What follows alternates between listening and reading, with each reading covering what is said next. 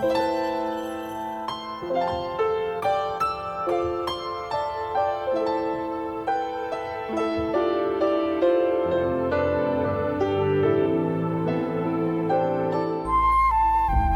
remember headlights were in my lane, and I thought I could just go around because there were guardrails on this side.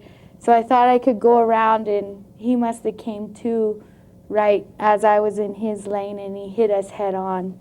And thank God our babies didn't get hurt because they were in their car seats. I just had this part on. I didn't have the bottom because I was full from pizza, and that's how my friend was too, and we were both seriously injured. And the driver that hit us was drunk. My other first memory is I was laying in the hospital bed and seeing my friend Tony crying and saying she was sorry because a couple weeks before we got in a big old fight, and I just remember, and then I closed my eyes, and I remember my brother. It was like real late, and I remember seeing him just like in just little flashes like that. Well, see, I wanted to get out of the hospital so bad. They were supposed to put me in community, the rehab, but I said I just want to go home. Once I was home, though, my mom started noticing changes in me, and she mentioned to me that I should get checked for a brain injury, and I just got upset, and I wouldn't hear of it at all. I was really depressed, and because I just felt like helpless, and I was really independent, and I just felt I didn't like everyone taking care of me because I'm more of the caretaker, and so that depressed me, and I was frustrated because I couldn't just get up and walk, and just that my whole life was just put on hold for a while, and yeah, and plus until I found out why, I just wanted to move on with my life, but I couldn't figure out why I wasn't moving on, and that's how I realized, well, maybe I do have a brain injury. And then after I read, I realized, yeah, I do. I'm just thankful for the support from my mom and my friend Wilhelmina and my family.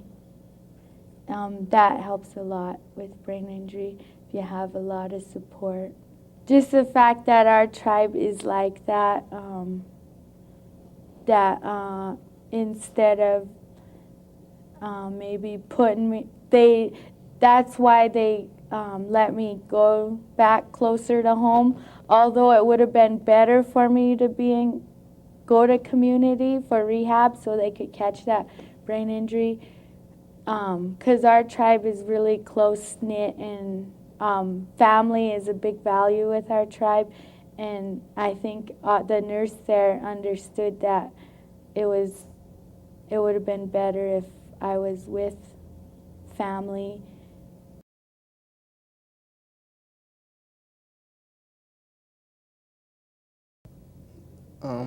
A logging accident. I was operating a piece of logging equipment, a rubber-tired skidder, and I rolled it a long distance, and I was seatbelted in and just got banged around inside the cage and was comatose for 3 weeks, from what I've been told. Learned to walk again, talk again, eat again, go to the bathroom again, everything. And I remember being in the wheelchair a little bit and having to do all the physical therapy to learn to walk again. I remember doing some of that stuff. To relearn to do most everything I thought was fairly easy. Well, of course, I don't remember a lot of it, but I think it was easier because it's in your memory, buried deep in. I just had to be reminded on how to do some of it. And some of my techniques had to be changed a little bit. because different areas of my brain were injured those nerves were broken that will no longer work again, or I guess to say it in layman's terms. So I had to learn different ways of doing stuff. One of my biggest lasting impairments is processing speed. I have to think, it takes me longer to think of stuff. Well, I mean, processing speed, that it's pretty obvious, I think. Just turns your whole life upside down. I mean, brain injuries don't just affect one person, it affects your whole family.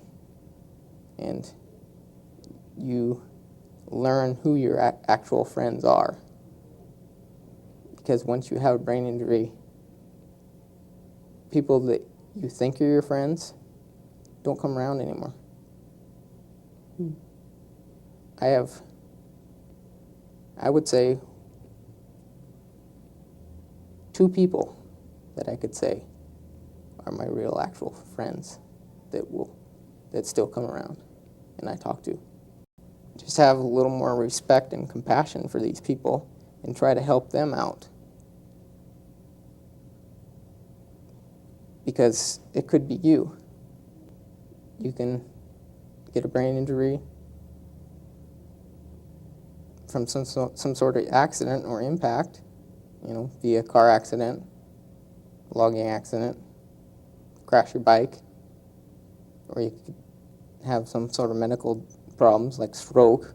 Heart attacks can cause problems in your brain too. And that's all considered brain injury, and they all have lasting effects, and it lasts your whole life. It's not something that goes away.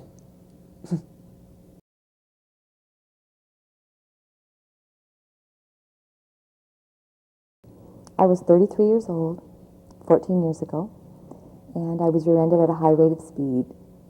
It was an automobile accident.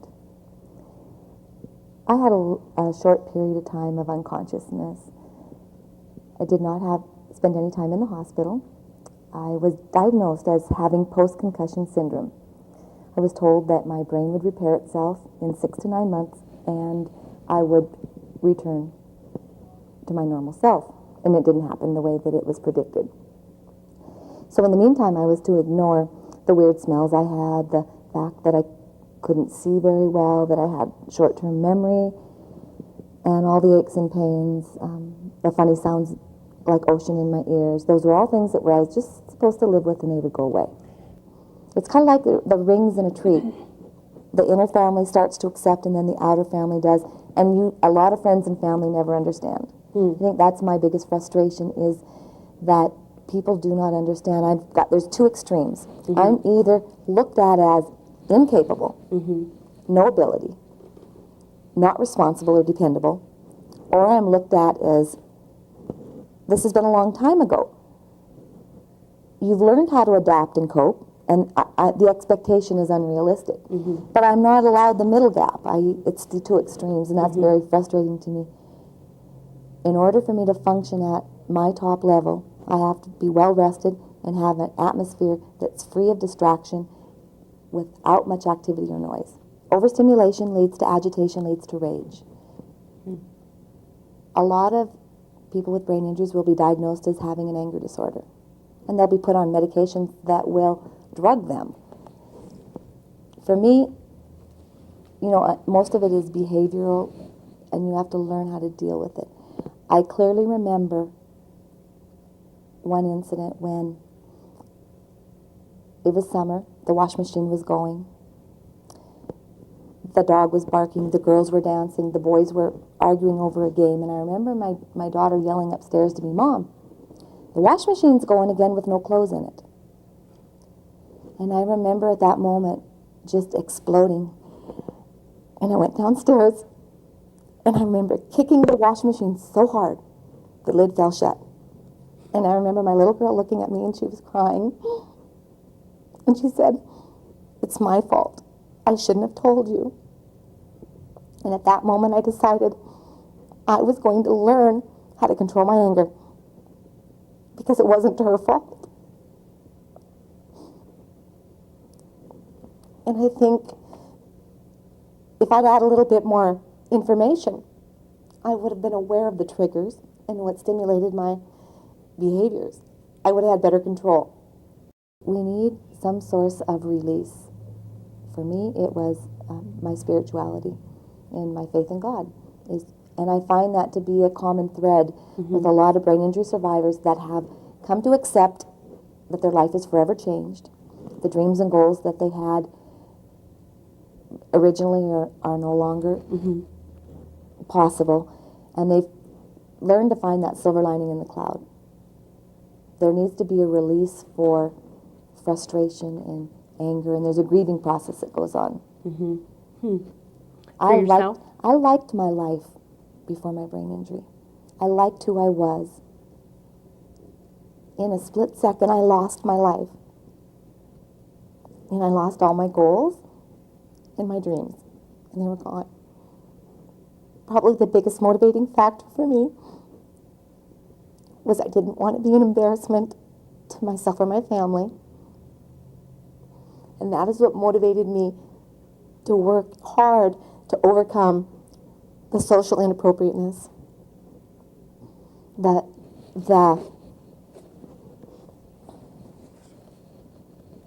wanted to function at a level that I could contribute to my family.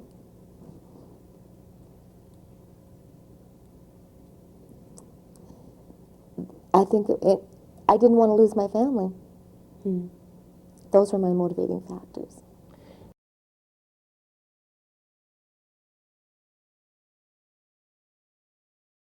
It was about 3 years ago I got into a motor vehicle accident up in Browning, Montana. It was a drunk driving accident, but I was not driving. I was buckled up in the back seat. We were up in East Glacier, Montana. We were drinking at a house party, and when we were coming back to town, we went to drop a friend of ours, off at a house. We dropped them off, then we were going to go drop my other friend off. There was 3 of us in the car, including me. And we took a corner too fast at speeds exceeding 85 to 90 miles an hour. Slipped on the gravel. We hit the curb. The car rolled 18 times in a distance of 10 feet from the curb to the house. Wow. We hit a house, and the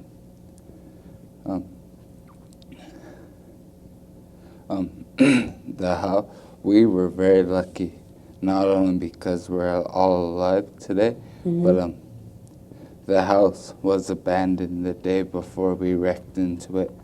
I was in a coma for unconsciously. I was in a coma for a month. Consciously, I was in a coma for another month. I remember the pain. I just remember pain and agonizing. Pain like right here in your heart. Right here in your heart, and that's like emotional pain that you never want to feel. Physical pain-wise, you never want to feel a trach tube, a lung chest cavity tube, 2 holes in your head, a slit across your head, a feeding tube, and a catheter. You never want to feel one of those. Those really hurt. My father took very great care of me. He didn't leave my side at all. He was always with me. You see, when you have a loved one that has a brain injury, try to be around them as much as you can, because that's what they need the most, is love and caring. The hardest thing I had to go through, which I still am, is getting to know my daughter. And getting to know my daughter. But that's an ongoing process. But my hardest thing was living, actually, because I had to fight. And it wasn't an easy battle to win at all. she knows me that I'm her daddy. She called me daddy back on October 12th, 2003. She called me daddy for the first time. I was so happy. See, the last time I cried was back when I was 14 years old. It's the last time I cried. October 12th of 2003 will be the last time I cried now. I cried when she called me daddy all night because I was so happy. If I could tell people about brain injury, I would tell them not to judge us, that we're no different from them, that we're very much similar. We just came to terms with what we have.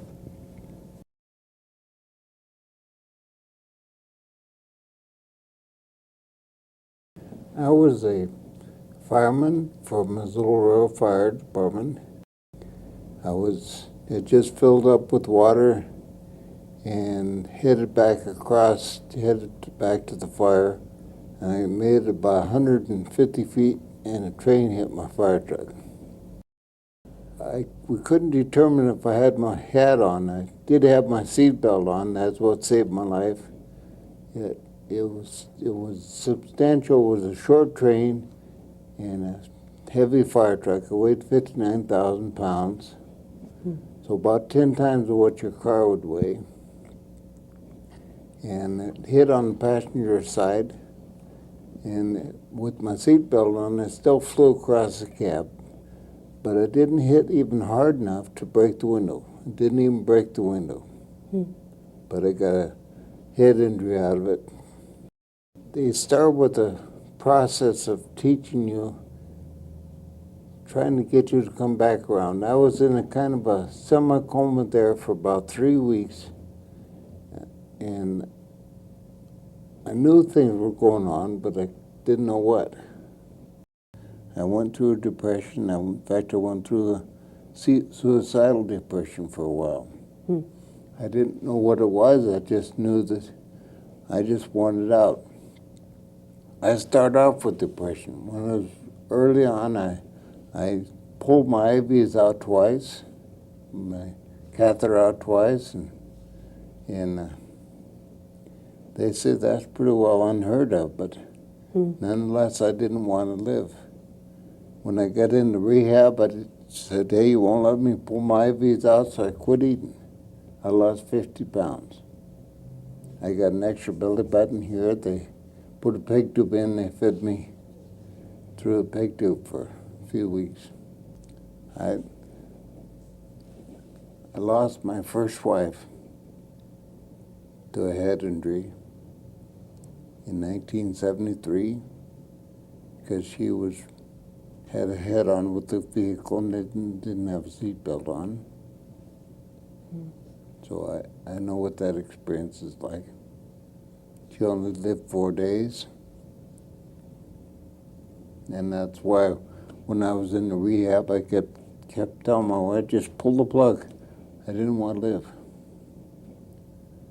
I'm glad they brought me through it. Wasn't aware of brain injury, I don't know, probably a year later before I started understanding brain injury a little bit. Even though I was told about it by my psychologists, my doctors, and I just didn't understand it. Every brain injury is literally different. They truly are different. So it's hard to categorize. There's some common things that many of them experience, like memory loss, cognitive abilities, and some of them have physical abilities. Like if you can become aware of what those deficits are, then you have a chance of fixing them. I think that an overall plan, a master plan for your recovery is a primary, so the individual knows that there's a lot of resources out there. Today we have fabulous resources with the internet and stuff. We have fabulous resources, with like the brain injury and the support groups. And I highly would recommend the support groups, whether they get in an official support group or a family support group, they need to know what their network is so they can make the best use of the resources available.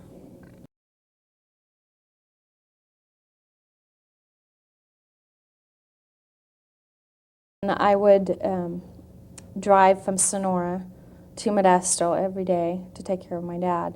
I would leave about 6 o'clock in the morning from Sonora, and it would take me until about 8 o'clock, 7:38, to get to Modesto. And I would take care of him from 8 to 5, and then I would work from 5:36 to about 11 o'clock at night, drive back up to Sonora at night, and then do it again. I did that 7 days a week, driving back and forth. It was really hard because I had to bathe him and feed him and give him his pills and his medication and blood pressure and, you know, clothe him and move him, and I had to do everything. So not only was it physically hard, but emotionally and mentally taxing. With his strokes, he had short-term memory loss because it damaged that side of his brain. It was the first stroke that did the most damage. It left scar tissue on the brain, and therefore he lost his short-term memory. It's not like Alzheimer's where, you know, he just wanders around and doesn't know where he's at, but it's more like he can't remember what day it is, what time it is, if he took his meds or not. You know, if he made a phone call, did I call them? You know, did I see the doctor or didn't I? You know, it's the general stuff. So a lot of times I get angry and I feel like, you know, you did this to me. Although I know that he didn't choose to. It happened. And so it does affect everybody. It mainly affected me because, you know, I couldn't just stick him in a home and leave him. I couldn't live with myself. Even if I did it, I wouldn't forgive myself. So I felt like I had no choice. It's something I had to do. I'm able to deal with it now. I'm able to accept it now. We get along a lot better now. He's pretty agile. And he helps me out a lot more now, washing his clothes and that type of thing. We've learned to communicate. That's the hardest thing, is communication.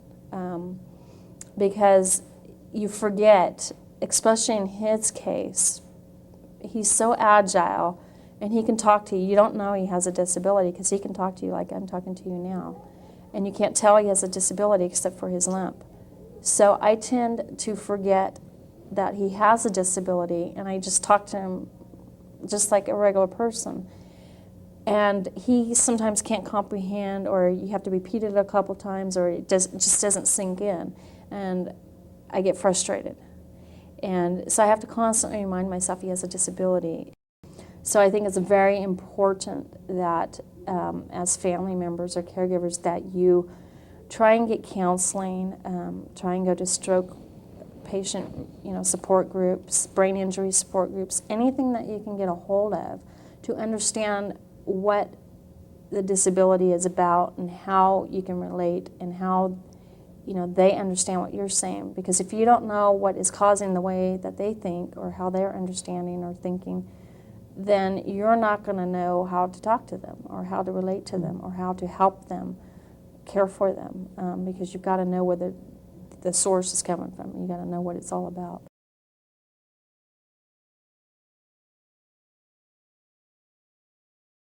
But if there was more of an awareness of brain injury, and because even if in the hospital, maybe if someone might have mentioned that to me, instead of hearing it from my mom, maybe I would have took it easier then.